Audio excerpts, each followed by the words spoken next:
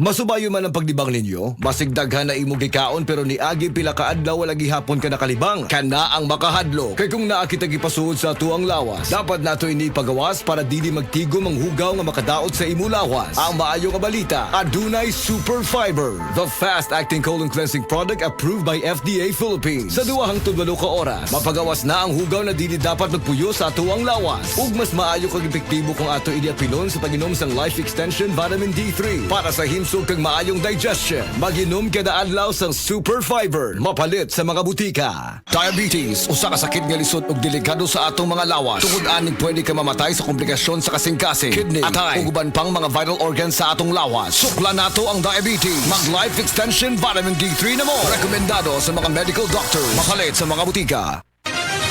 Mga kapanyawan, paminawa pang matuod sa kayuhan pinaagi sa mga produkto sa SED Marketing. Si Lelibet Bisero nakaangkon og panakit sa kalawasan migamit sa SED Liniment Oil. Yung seed liniment, lahat ng sakit sa katawan mo nawawala talaga. Sa seed liniment na lang gid ako as kay daw okay man ang akong pamatsan sa pamoyto sa tiil ko. Tiyan mo man lang na nakapakuha. Lilibet Bisero, Purok Alegria, Barangay Morales, Coronadal City. 52. Basta tatak SED Marketing, tatak kining magaling.